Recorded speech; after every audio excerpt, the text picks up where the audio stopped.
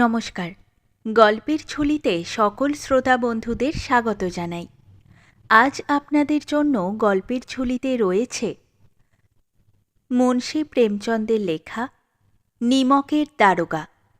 গল্পটি ভালো লাগলে একটা লাইক এবং কমেন্ট করে জানানোর অনুরোধ রইল। আর চ্যানেলে নতুন হয়ে থাকলে আরও গল্প শোনার জন্য চ্যানেলটি সাবস্ক্রাইব করতে কিন্তু ভুলবেন না। তাহলে চলুন শুনে নেওয়া যাক আজকের গল্প।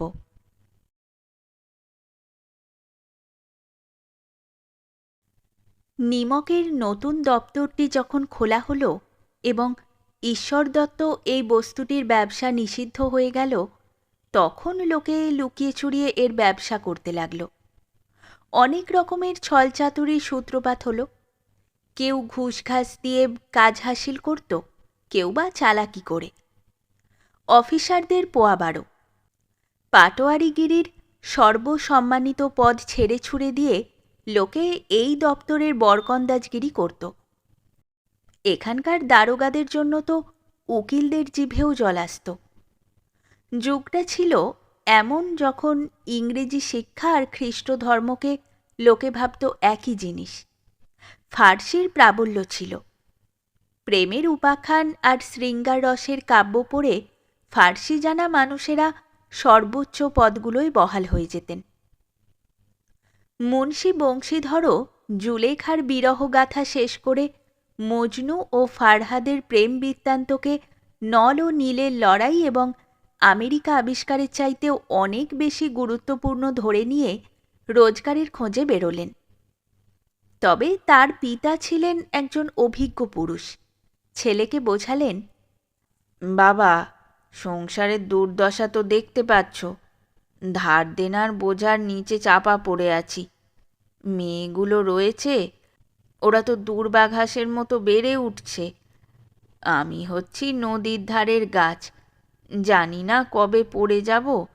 এখন তুমি কার্যত বাড়ির কর্তা। চাকরির বেলায় পদটার দিকে তাকিও না, ও তো পীরের দরগা। লক্ষ্য রাখবে ঢাকা দেওয়া চাদরটার ওপর কে কি ফেলছে। এমন চাকরি খুঁজবে যেখানে কিছু উপরি আয় আছে। মাস কাবারি মাইনে তো পূর্ণিমার চাঁদ, যা একটি দিন দেখা দিয়ে তারপর ক্ষইতে ক্ষইতে শেষে উবে যায়। উপরি আয় বহমান স্রোত, যা দিয়ে সবসময় তেষ্টা মেটে। বেতন দেয় মানুষে, তাই তাতে বৃদ্ধি নেই। উপরি রোজগার দেন ভগবান, তাই তার ক্ষয় নেই। তুমি নিজে বিদ্বান, তোমাকে আর কি বলবো। এ ব্যাপারে বুদ্ধি বিবেচনার বড় দরকার। মানুষকে দেখবে, তার প্রয়োজনটাকে দেখবে, আর সুযোগ দেখবে। তারপর যা ভালো মনে হয় করবে। গরজওয়ালা লোকের সঙ্গে কড়াকড়ি করলেই লাভ, তবে বেগরজি লোককে নিজের কবজাতে পাওয়াটা একটু কঠিন। আমার কথাগুলোকে মনে গেঁথে নাও, এ আমার সারা জীবনের উপার্জন। এভাবে উপদেশ দিয়ে পিতা আশীর্বাদ করলেন। বংশীধর আজ্ঞাবহ পুত্র কথাগুলো মন দিয়ে শুনে বাড়ি থেকে রওনা হলেন। বিরাট এই সংসার ক্ষেত্রে শুধু ধৈর্য তার বন্ধু, বুদ্ধি তার পথপ্রদর্শক এবং স্বাবলম্বন তার সহায়। তবে শুভক্ষণে যাত্রা করেছিলেন, যেতেই নিমক দপ্তরের দারোগা পদে প্রতিষ্ঠিত হয়ে গেলেন। বেতন ভালো, আর উপরি আয়ের তো ঠিক ঠিকানাই নেই। শুভ সংবাদ পেয়ে বৃদ্ধ মুন্সিজির আনন্দের আর সীমা রইল না। মহাজনেরা খানিকটা নরম হল, আশালতা দুলে উঠল। পাড়াপড়শিদের হৃদয়ে শুল বিঁধতে লাগল। শীতকাল, রাতের বেলা। নিমকের সেপাই চৌকিদারগুলো সব নেশায় বুঁদ হয়ে আছে। মুন্সী বংশীধর এ জায়গায় এসেছেন এখনো 6 মাসের বেশি হয়নি, কিন্তু এটুকু সময়ের মধ্যে তিনি তার কর্মদক্ষতা এবং উত্তম আচরণে অফিসারদের মোহিত করে ফেলেছেন। অফিসাররা তাকে খুব বিশ্বাস করতে শুরু করেছেন। নিমকের দপ্তর থেকে মাইলখানেক পূর্ব দিক দিয়ে যমুনা নদী বয়ে চলেছে। ওর উপরে নৌকা দিয়ে একটি পুল বানানো। দারোগা সাহেব দরজা বন্ধ করে সুখনিদ্রায় নিদ্রিত। হঠাৎ ঘুম ভেঙে যেতে নদীর জলকল্লোলের জায়গায় গাড়ি ঘোড়ার গড়গড়ানি এবং মাল্লাদের কোলাহল শুনতে পেলেন। উঠে বসলেন তিনি। এত রাতে গাড়ি নদী পেরোচ্ছে কেন? নির্ঘাত কিছু না কিছু গোলমাল আছে। যুক্তিতর্ক সন্দেহটাকে বাড়িয়ে তোলে। ইউনিফর্ম পরে পিস্তলটাকে পকেটে রেখে ঘোড়া ছুটিয়ে নিমেষের মধ্যে তিনি পুলে এসে পৌঁছলেন। দেখলেন গাড়ির একটা লম্বা সারি পুল পেরিয়ে যাচ্ছে। ধমক দিয়ে উঠে জিজ্ঞেস করলেন, এসব গাড়ি কার? কিছুক্ষণ সব চুপচাপ। লোকগুলোর মধ্যে গুজগুজ ফুসফুস শুরু হলো। তারপর সামনের লোকটি বললে, পণ্ডিত অলপিদিনের। কে পণ্ডিত অলপিদিন? দাতাগঞ্জের। মুন্সী বংশীধর চমকে উঠলেন। পণ্ডিত অলপিদিন এ এলাকার সবচেয়ে মানি জমিদার। লাখ লাখ টাকার তার লেনদেন। এ অঞ্চলে কি ছোট কি বড় কে এমন আছে যে তার কাছে ঋণী নয়? ব্যবসাটাও বেশ বড়সড়। বড় ধড়িবাজ লোক। ইংরেজ অফিসাররা তার এলাকায় শিকার করতে এসে তাঁরই অতিথি হন। 12টি মাস তার সদাব্রত চলে। মুন্সিজি জিজ্ঞেস করেন, গাড়ি যাবে কোথায়? উত্তর আসে কানপুর। গাড়িতে কি আছে এ প্রশ্নে আবার নীরবতা ছেয়ে যায়। দারোগা সাহেবের সন্দেহ আরও বেড়ে যায়। কিছুক্ষণ উত্তরের জন্য অপেক্ষা করে চেঁচিয়ে বলেন, তোমরা কি সব বোবা নাকি? আমি জিজ্ঞেস করছি, এই গাড়িগুলোতে কি চাপানো আছে? এবারেও কোনো উত্তর না পেয়ে তিনি ঘোড়াটাকে একটি গাড়ির গা ঘেঁষে দাঁড় করিয়ে বস্তা হাতড়ে দেখেন। সন্দেহ দূর হয়ে যায়। সবই নুনের ডালা বোঝাই। পণ্ডিত অলপিদিন তার সুসজ্জিত শকটটিতে চড়ে খানিকটা ঘুমোতে ঘুমোতে খানিকটা জাগতে জাগতে আসছিলেন। হঠাৎ কয়েকজন গাড়োয়ান ঘাবড়ে গিয়ে এসে তাকে জাগিয়ে বলে, মহারাজ, দারোগা গাড়ি আটকে দিয়ে ঘাটে দাঁড়িয়ে আপনাকে ডাকছেন। লক্ষ্মী ঠাকুরনের উপর পণ্ডিত অলপিদিনের অগাধ আস্থা। তিনি বলতেন, ইহ সংসারের কথা তো ছাড়, স্বর্গেও লক্ষ্মীরই রাজত্ব। তার কথাটা যথার্থও বটে। ন্যায়নীতি সবই তো লক্ষ্মীর হাতের পুতুল। ওদের তিনি যেমন খুশি নাচান। অলপিদিন শুয়ে শুয়েই গর্ব ভরে বললেন, চলো আমি যাচ্ছি। এ কথা বলে পণ্ডিতজি খুবই নিশ্চিন্ত মনে ধীরে সুস্থে পানের খিলি সেজে খেলেন। তারপর গায়ে বালাপোষ জড়িয়ে দারোগার কাছে এসে বললেন, বাবুজি আশীর্বাদ। বলুন, কি এমন অপরাধ করলাম যে গাড়িগুলো সব আটক করা হয়েছে? আমরা ব্রাহ্মণ, আমাদের উপরে তো আপনার কৃপাদৃষ্টি থাকা উচিত। বংশীধর রুক্ষস্বরে বললেন, সরকারি হুকুম। পণ্ডিত অলপিদিন হেসে বললেন, আমি সরকারি হুকুম জানি না, সরকারকেও চিনি না। আমার সরকার তো আপনি। এ তো আমার আপনার ঘরের ব্যাপার। আমি কি আপনার পর হতে পারি? আপনি মিছিমিছি কষ্ট করলেন। এখান দিয়ে যাব আর এ ঘাটের দেবতাকে পুজো দেব না, এ কি একটা কথা নাকি? আমি নিজেই তো আপনার সেবায় আসছিলাম। বংশীধরের মনে ঐশ্বর্যের মোহনবাসী কোনো দোলা দেয় না। সততার নবীন উচ্ছ্বাস। গর্জে উঠে বলেন, যারা কানাকড়ির দামে ধর্ম বেচে দেয় সে নিমক হারামদের দলে আমি নেই। আপনাকে আটক করা হলো। আইন অনুসারে আপনাকে চালান করা হবে। ব্যাস, বেশি কথা বলার সময় নেই আমার। জমাদার বদলু সিংহ, একে হাজতে নিয়ে চলো, আমি হুকুম দিচ্ছি। পণ্ডিত অলপিদিন স্তম্ভিত হয়ে যান।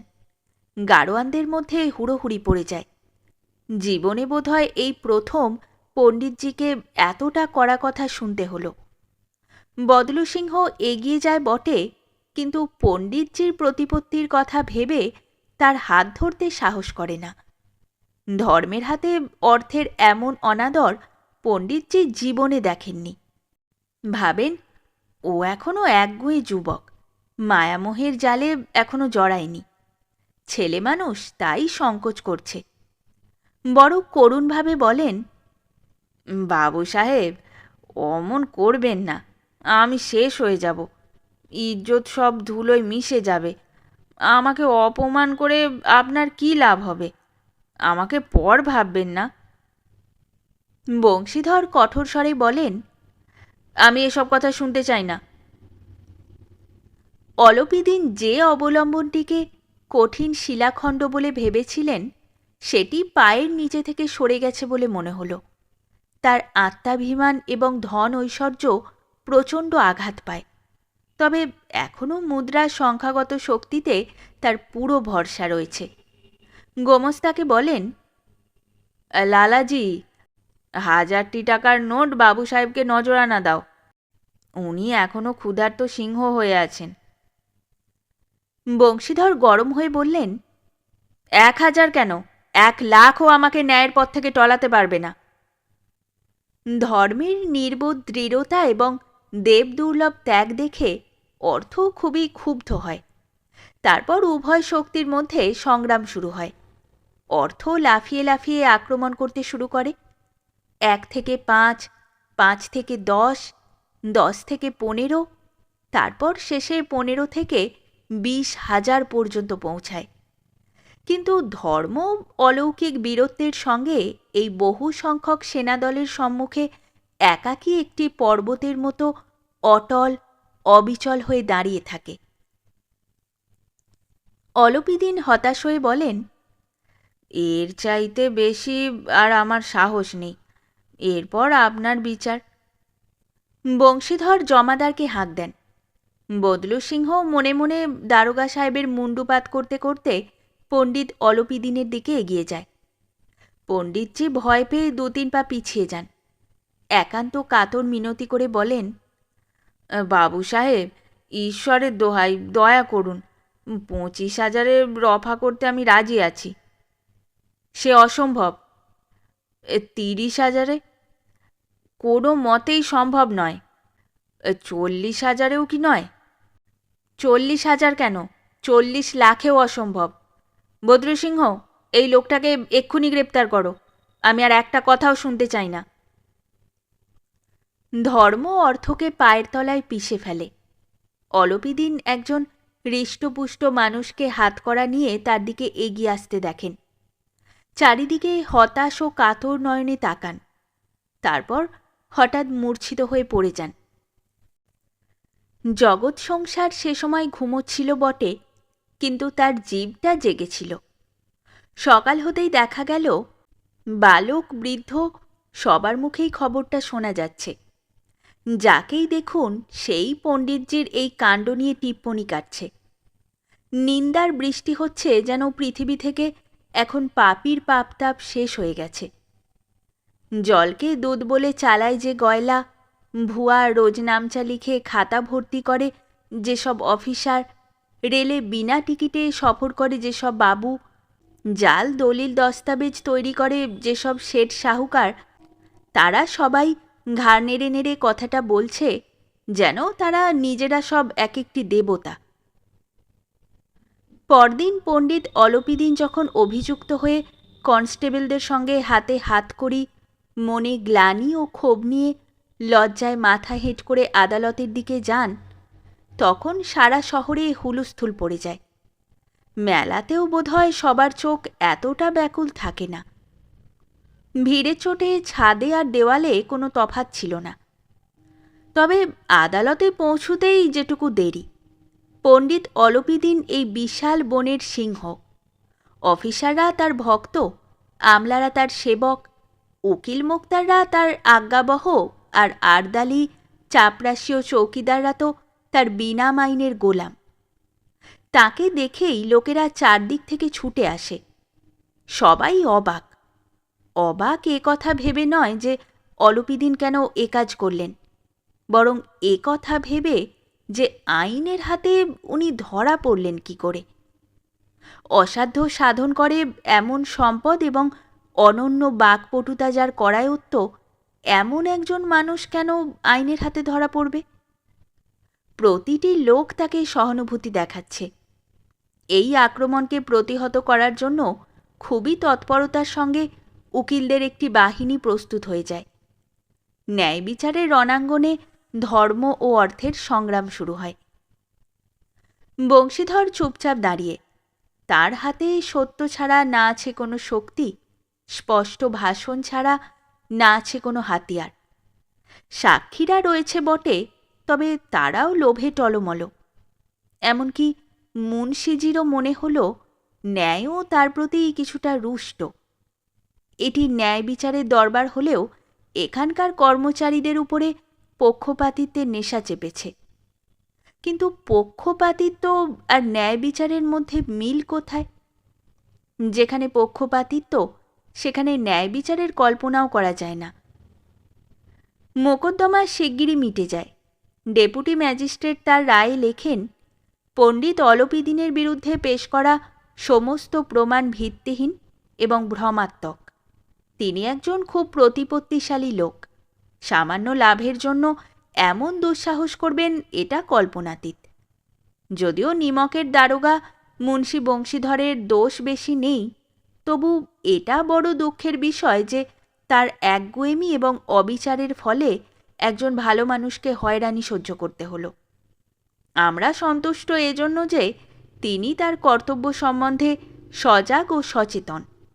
তবে নিমক দপ্তরের দিনে দিনে বেড়ে চলা নিমক হালালি তার বিবেক ও বুদ্ধিকে ভ্রষ্ট করে দিয়েছে।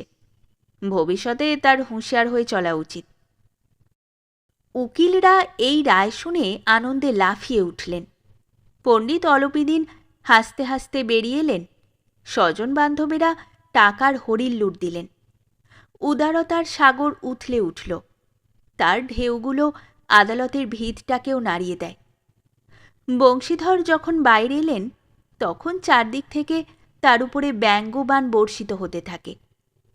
চাপরাশিরা খুব ঝুঁকে ঝুঁকে সেলাম করতে থাকে। এই সময়ের একটি কটু বাক্য, এক একটি ইঙ্গিত বংশীধরের অহংকারের আগুনকে জ্বালিয়ে দিতে থাকে। এই মোকদ্দমায় জিতলেও বোধহয় তিনি এতটা মাথা উঁচু করে চলতেন না। আজ সংসারে একটা দুঃখজনক বিচিত্র অভিজ্ঞতা হলো তার। দেখলেন, ন্যায়নিষ্ঠা এবং বিদ্যাবত্তা, লম্বা চওড়া উপাধি, বড় বড় দাড়ি আর ঢোলা আচকান কোনোটি সত্যিকারের সম্মানের পাত্র নয়। বংশীধর অর্থের সঙ্গে শত্রুতা জেচে নিয়েছেন। তার মূল্য তাকে পরিশোধ করতেই হবে। বড়জোর একটি সপ্তাহ কেটেছে কি কাটেনি, সাময়িক বরখাস্তের পরোয়ানা এসে পৌঁছয়। কর্তব্যপরায়ণতার দণ্ড মেলে। বেচারা ভগ্ন হৃদয়ে, শোকে দুঃখে ব্যথিত মনে বাড়ি ফিরে যান। বুড়ো মুন্সিজি তো আগে থেকেই গজর গজর করছিলেন যে যাবার সময় ছেলেটাকে পই পই করে বোঝালাম, কিন্তু ছেলেটা একটা কথাও শুনল না। সবই নিজের খেয়াল খুশি মতো করছে। আমি এদিকে মহাজন আর সুদখোর বেনের তাগাদার ঝক্কি পোয়াবো, বুড়ো বয়সে ভক্ত সেজে বসবো, আর ওখানে শুধু ওই শুকনো বেতন। আমরাও তো চাকরি করেছি, কোনো উঁচু পদেও ছিলাম না, কিন্তু রোজগার যা করেছি চুটিয়ে করেছি। আর উনি ইমানদার হতে চলেছেন। নিজের ঘর অন্ধকার, মসজিদে বাবুর বাতি চাই। ধিক অমন বুদ্ধিকে! লেখাপড়া সবই ভস্যে ঘি ঢালা। এর অল্প কদিন পরেই মুন্সি বংশীধর এই দুরবস্থা মাথায় নিয়ে বাড়ি ফিরে এলেন। বুড়ো বাবা তখন সব খবর শুনে নিজের কপাল চাপড়াতে থাকেন। বলেন, ইচ্ছে করছে তোমার আমার দুজনেরই মাথায় বাড়ি মারি। অনেকক্ষণ ধরে ক্ষোভে দুঃখে হাত কামড়াতে থাকেন। রেগে মেগে কিছু কড়া কথাও বলে ফেলেন। বংশীধর যদি ওখান থেকে চলে না যেতেন, তাহলে নিশ্চয়ই ক্রোধটা বিকট রূপ ধারণ করত। বৃদ্ধা মায়েরও দুঃখ হয়। তার জগন্নাথ ধাম আর রামেশ্বর যাত্রার স্বাদ ধুলোয় মিশে যায়। গিন্নি তো কদিন ভালো করে কথাই বলেন না। এভাবে এক সপ্তাহ কেটে গেল। একদিন সন্ধ্যাবেলা বুড়ো মুন্সিজি বসে বসে রাম নামের মালা জপছেন। এমন সময় তাদের দরজায় একটি সাজানো রথ এসে দাঁড়াল। সবুজ আর গোলাপি পর্দা, একজোড়া পশ্চিমা বলদ, তাদের গলায় নীল সুতো, শিংগুলো পেতল দিয়ে মোড়া, লাঠি কাঁধে কয়েকজন চাকর সঙ্গে। মুন্সিজি এগিয়ে গিয়ে অভ্যর্থনা করতে ছুটলেন। দেখলেন পণ্ডিত অলপিদিন। নত হয়ে দণ্ডবৎ করে খোসামুদি করে কথা বলতে শুরু করেন। কি ভাগ্য আমাদের, তাই আপনার শ্রীচরণের ধুলো আমাদের দুয়ারে পড়েছে। আপনি আমাদের পূজনীয় দেবতা। আপনাকে কি করে মুখ দেখাবো, আমাদের মুখে তো চুনকালি পড়েছে। কিন্তু কি করব, কুসন্তান হতভাগা ছেলে আমার, না হলে আপনার কাছে কেন আমার মুখ লুকোতে হবে? হায়, এমন পুত্র না দিয়ে ঈশ্বর যদি আমায় নিঃসন্তান রাখতেন। অলপিদিন বললেন, না দাদা, ও কথা বলবেন না। মুন্সিজি অবাক হয়ে বললেন, এমন সন্তানকে কি আর বলবো?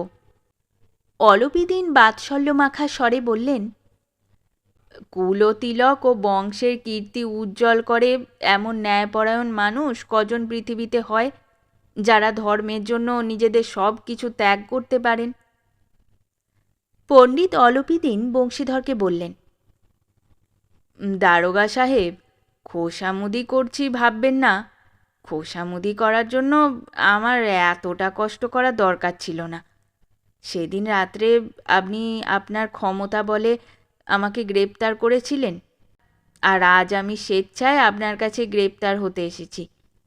আমি হাজার হাজার ধনীমানি দেখেছি, হাজার হাজার উঁচু পদাধিকারীর সঙ্গে কাজ করেছি, কিন্তু আমাকে হারিয়ে দিয়েছেন শুধু আপনি। আমি সবাইকে আমার আর আমার অর্থের কৃতদাস বানিয়ে ছেড়েছি। আমাকে অনুমতি দিন আপনার কাছে কিছু প্রার্থনা করি। বংশীধর অলপিদিনকে আসতে দেখে উঠে দাঁড়িয়ে অভ্যর্থনা করেছিলেন বটে, তবে আত্মমর্যাদা বজায় রেখে। ভেবেছেন এই মহাশয়টি তাকে লজ্জা দিতে আর জ্বালাতন করতে এসেছেন।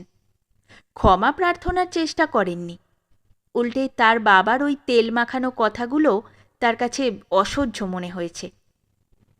এখন পণ্ডিতজির কথা শুনে মনের ময়লা দূর হয়ে যায়। ভাষা ভাষা চোখে পণ্ডিতজির দিকে তাকান। সদ্ভাবের আভাস চোখে পড়ে। আত্মাভিমান এবার লজ্জার কাছে নতি স্বীকার করে। লজ্জা পেয়ে বলেন, আপনি মহৎ তাই এ কথা বলছেন। আমি যে ঔদ্ধত্য প্রকাশ করেছি তার জন্য ক্ষমা করুন। আমি ধর্মের শৃঙ্খলে বন্দী ছিলাম, তা নইলে তো আপনার সেবক। যা আদেশ করবেন তাই আমার শিরোধার্য। অলপিদিন বিনীতভাবে বলেন, নদীর ধারে সেদিন আপনি আমার প্রার্থনা স্বীকার করেননি, কিন্তু আজ স্বীকার করতেই হবে। বংশীধর বলেন, আমি কিসের যোগ্য, তবু আমার দ্বারা যেটুকু সেবা সম্ভব তাতে ত্রুটি হবে না। অলপিদিন একখানি স্ট্যাম্প লাগানো কাগজ বের করে বংশীধরের সামনে রেখে বলেন, এই পদটি আপনি গ্রহণ করুন, আর এতে আপনার স্বাক্ষর করে দিন। আমি ব্রাহ্মণ, যতক্ষণ না আপনার সম্মতি পাই আমি দরজা ছেড়ে নড়ব না। কাগজখানা পড়ে কৃতজ্ঞতায় মুন্সী বংশীধরের দু চোখ জলে ভরে ওঠে। পণ্ডিত অলপিদিন তার সমস্ত সম্পত্তির স্থায়ী ম্যানেজার নিযুক্ত করেছেন তাকে। ৬,০০০ টাকা বার্ষিক বেতন ছাড়াও দৈনন্দিন খরচ আলাদা। চড়বার জন্য ঘোড়া, থাকবার জন্য বাংলো, চাকর বাকর মুফতে। কম্পিত স্বরে বলেন, পণ্ডিতজি, আপনার উদারতার প্রশংসা করতে পারি আমার এমন ভাষা নেই, কিন্তু আমি যে এই উচ্চপদের যোগ্য নই। অলপিদিন হেসে বলেন, এখন আমার একজন অযোগ্য মানুষই দরকার। বংশীধর গম্ভীরভাবে বলেন, এমনিতেই আমি আপনার সেবক। আপনার মতো কীর্তিমান সজ্জন পুরুষের সেবা করা আমার পক্ষে সৌভাগ্যের কথা। কিন্তু আমার না আছে বিদ্যা, না বুদ্ধি, না তেমন চরিত্রগুণ, যা এসব অভাবগুলোকে পূরণ করে দেয়। এমন একটি গুরুত্বপূর্ণ পদের জন্য একজন বড় অভিজ্ঞ ও কর্মদক্ষ মানুষের প্রয়োজন। অলপিদিন কলমদান থেকে কলম বের করে সেটিকে বংশীধরের হাতে দিয়ে বলেন, আমার পাণ্ডিত্যের দরকার নেই, নেই অভিজ্ঞতা, দক্ষতা বা কার্যকুশলতার চাহিদা। এসব গুণের মাহাত্ম্যের পরিচয় আমার পাওয়া হয়ে গেছে। এবার সৌভাগ্য এবং শুভ যোগাযোগ আমাকে এমন একটি রত্নের সন্ধান দিয়েছে যার কাছে যোগ্যতা এবং বিদ্যাবত্তার উজ্জ্বলতা ম্লান হয়ে যায়। এই নিন কলম, বেশি চিন্তাভাবনা করবেন না, দস্তখতটি করে দিন। পরমেশ্বরের কাছে শুধু এটাই প্রার্থনা, তিনি আপনাকে যেন চিরকাল নদী তীরের সেই স্পষ্টভাষী, উদ্ধত, কঠোর অথচ ধর্মনিষ্ঠ দারোগা করে রাখেন। বংশীধরের চোখ ছলছল করে ওঠে। কৃতজ্ঞতায় তার হৃদয়ের ক্ষুদ্র পাত্রখানি ছাপিয়ে পড়ে। আর একবার পণ্ডিতজির পানে ভক্তি ও শ্রদ্ধাপূর্ণ দৃষ্টিতে তাকান। তারপর কাঁপা হাতে ম্যানেজারের কাগজখানিতে হস্তাক্ষর দিয়ে দেন। অলপিদিন আনন্দে তাকে বুকে জড়িয়ে ধরেন।